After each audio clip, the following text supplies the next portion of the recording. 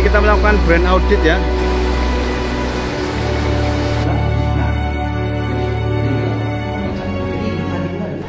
Iyalah, ini salah satu cara lah, salah untuk mengedukasi orang tadi, mengingatkan kembali hal yang positif di masa masa depan kan masa lalu kan bilang gitu ya, masa depan masa lalu. Ini adalah perjalanan mengunjungi sungai-sungai di Nusantara, di mana terdapat 68 sungai strategis nasional kewenangan pemerintah pusat menjadi tujuan perjalanan kami.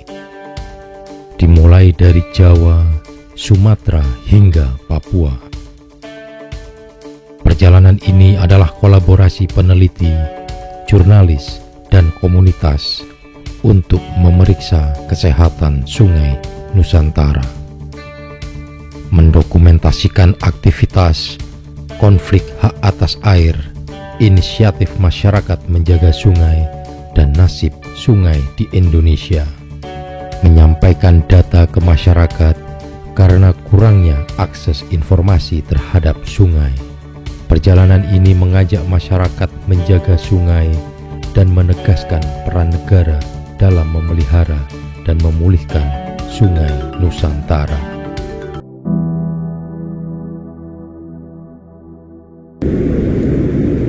Ya, lever sama Oreo ya. Oreo. ABC, hands. ABC. Dan juga ini yang paling banyak jumpai seperti ini ya. Kopok ini. Ini kopok. Kopok ini banyak. Dan kemudian tas kresek ya. Ini padahal di hulu ya, bagian hulu di sebelum masuk kampung Naga ya, sudah tercemar atau terkontaminasi oleh banyak sampah plastik. Apalagi ya, besok kita nanti akan ke Tasikmalaya, di mana kita akan melakukan kegiatan brand audit. Kita akan melihat bagaimana kondisi Ciwulan di Tasikmalaya.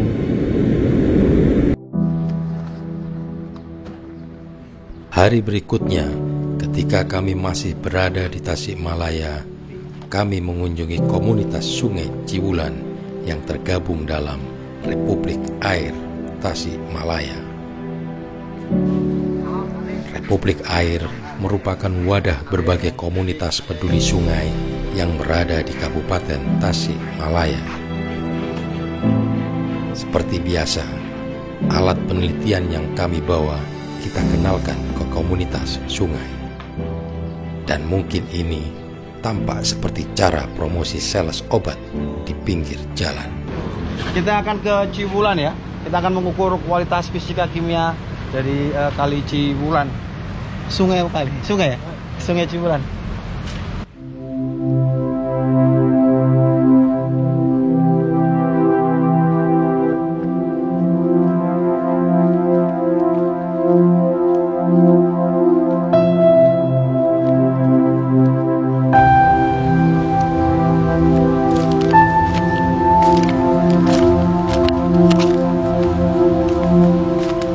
Penelitian di Sungai Ciwulan kami mulai dari bagian tengah Sungai Ciwulan yang juga menjadi base camp komunitas Republik Air.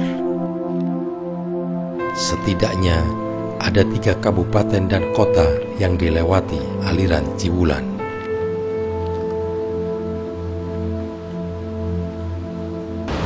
Jadi ini ada sekitar 5 parameter ya, parameter suhu, parameter oksigen terlalu dalam air, kemudian TDS atau ion-ion terlalu dalam air, dan pH.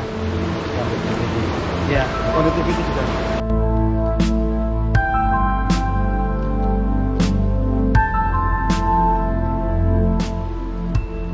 Sama dengan Citandui, meskipun airnya tergolong keruh dan penuh sampah, Ciwulan merupakan sungai penting bagi masyarakat Tasikmalaya.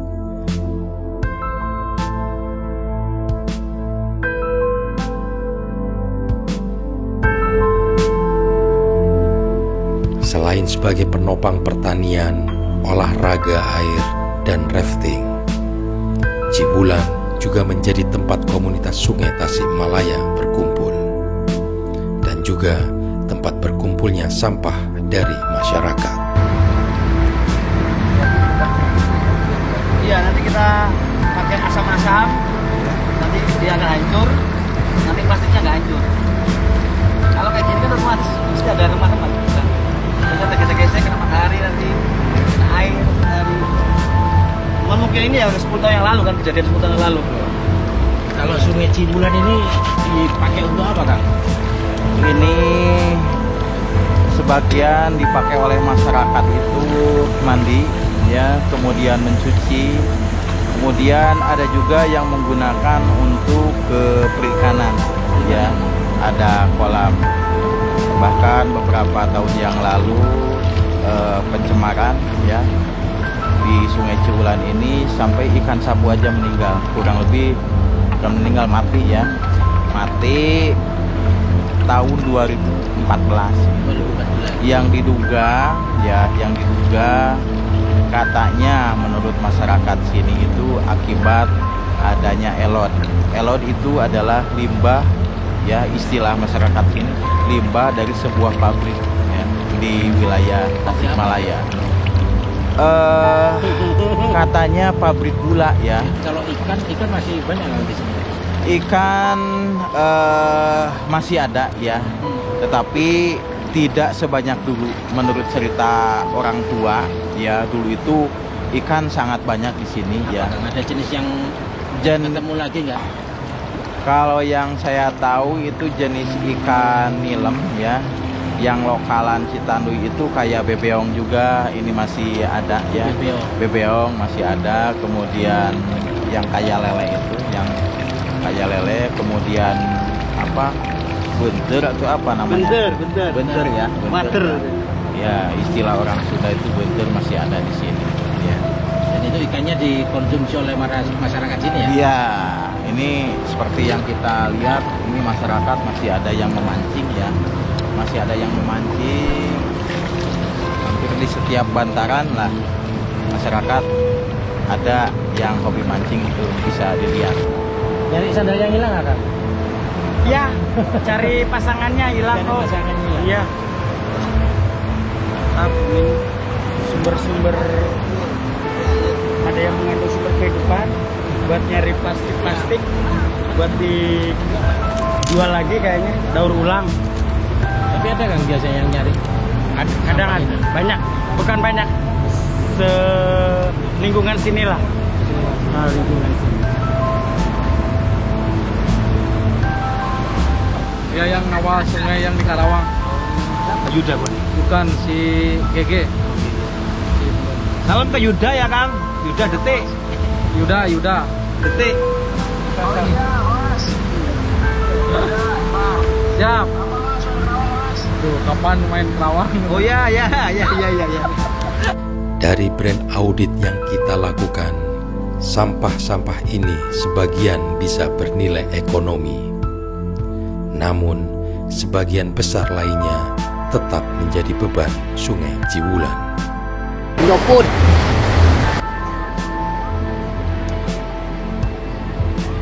Yang ditemukan apa aja, Mas?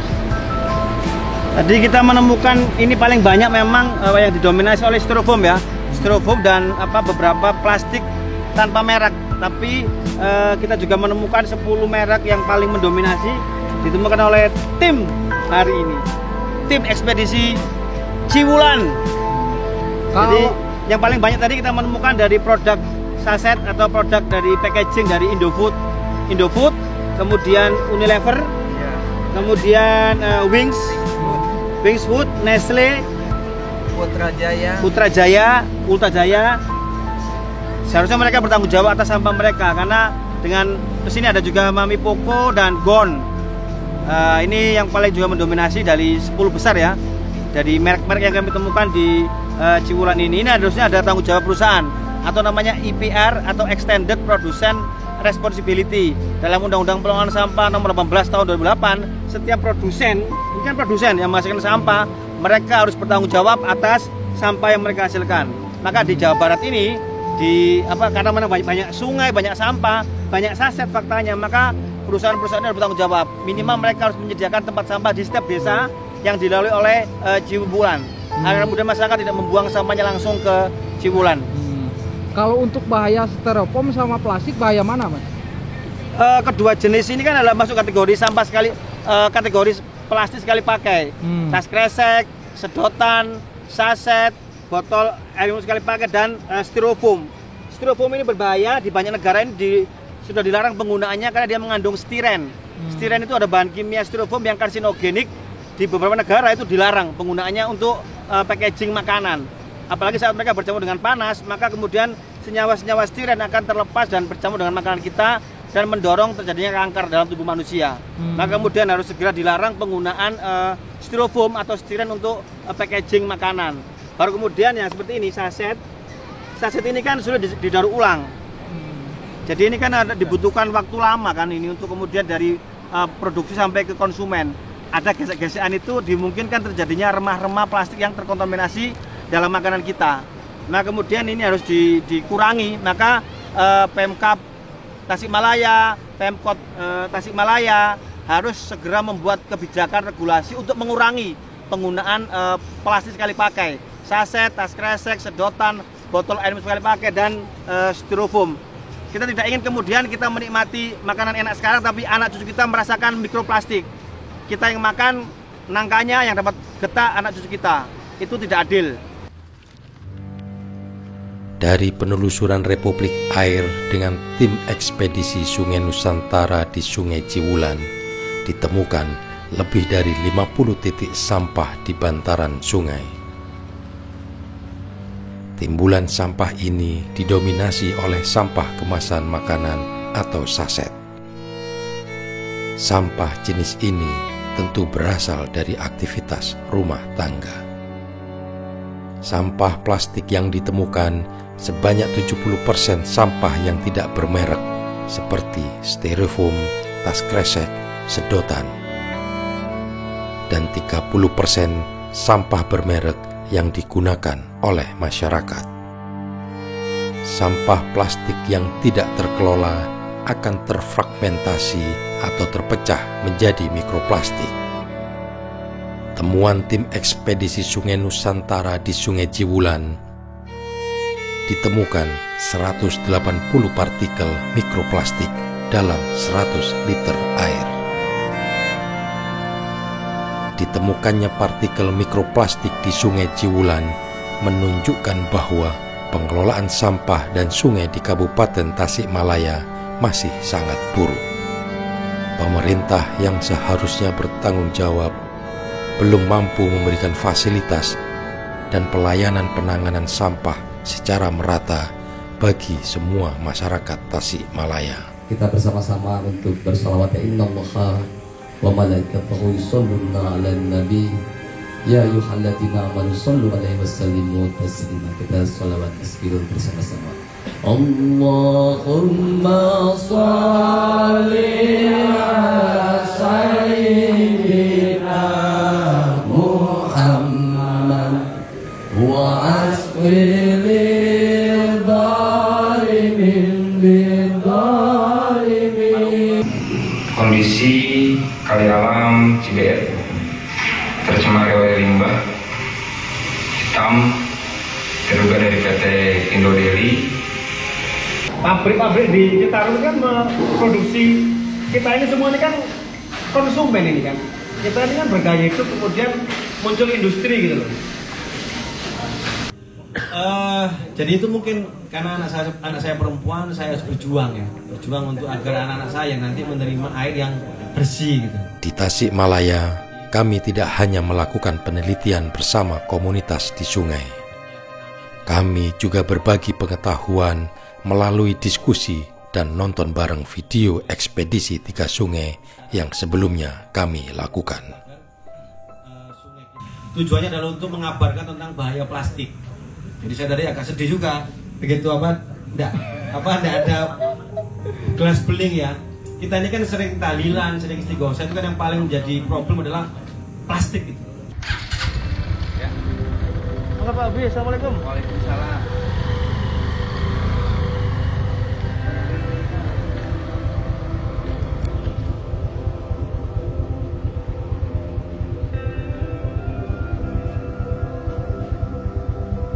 Dari studio Ngaos Art tempat kami menginap selama di Tasikmalaya,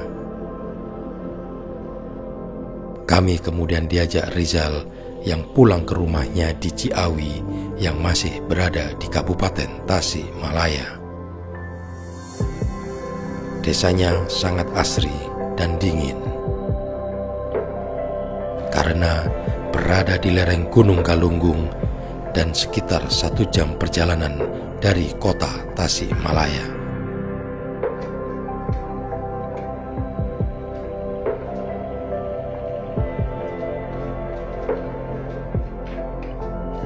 Siapa?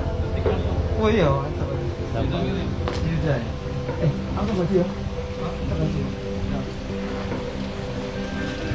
Di Ciawi, kami memutuskan untuk menginap semalam sebelum melanjutkan perjalanan ke Majalaya dan Bandung.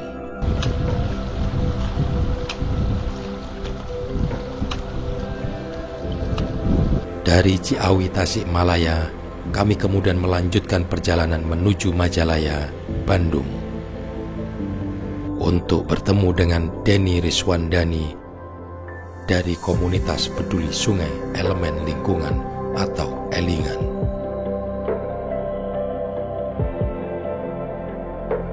Kayak gitu tuh ya. Ini berarti di kota Bandung nggak dikelola ini Bang ya, sampah mereka kan? Ya, justru sungai-sungai yang masuk Citarum dari kota Bandung itu masih banyak yang seperti ini masih. Atau mungkin harus dipindah Citarumnya. Citarum bukan. Industrinya harus dipindah. Ya, karena masa Citarum lebih awal. Jadi memang industri harus dipindah. Problem ini dipelihara. Jadi ya tidak pernah tuntas. Tahun 2000 ada Citarum Bergetar, kemudian tahun 2008 ada ICWRP yang ke itu dari Pemerintah Pusat, kemudian ada lagi Citarum Bestari, kemudian ada lagi sekarang Citarum Harum, toh juga problemnya tidak kunjung selesai. Kita mau ngirim surat somasi ya kepada Gubernur Jawa Barat terkait dengan pencemaran Citarum, Ciwulan, Citandui dan Cipaganti. Ditemukannya pencemaran sungai Ciwulan, Citandui, Cipaganti, dan Citarum. Ekotun kemudian mengirim surat somasi ke Gubernur Jawa Barat. Keren ini, kita langsung ya jadi contoh ya. Jadi ini kayak prosesnya cepat. Ini sangat memudahkan kita ya. Ini surat. Saya lihat dulu Pak ya. Siap.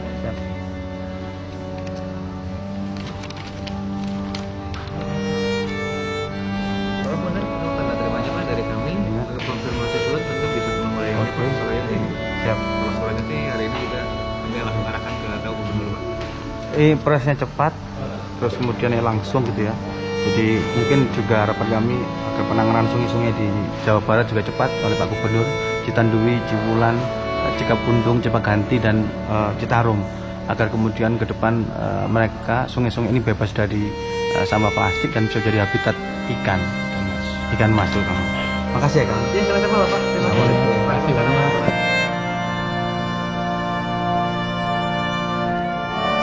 Setelah 3 hari di Majalaya, kami kemudian melanjutkan perjalanan ke Bandung dan Jakarta. Purwakarta.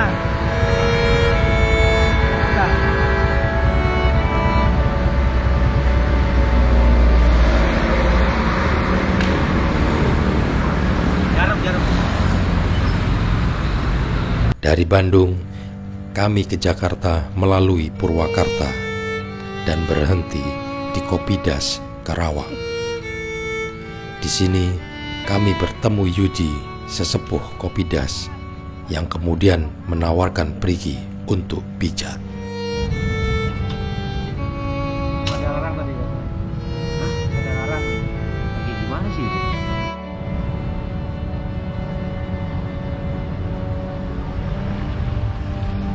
Udah masukin, udahnya.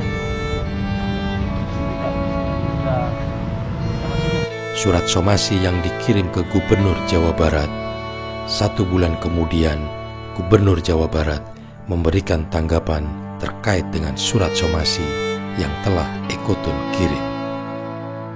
Dalam tanggapannya, Gubernur menyampaikan telah melaksanakan seluruh kewenangannya dan berusaha untuk meningkatkan pelayanan kepada masyarakat untuk terciptanya lingkungan hidup yang sehat.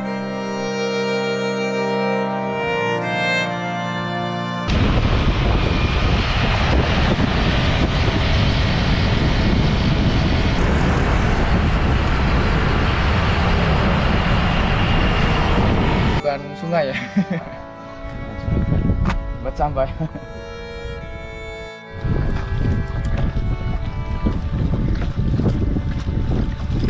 Dan lokasi zona tambangnya waktu penambangan pasir itu lokasi zona tambangnya itu zona tangkap nelayan.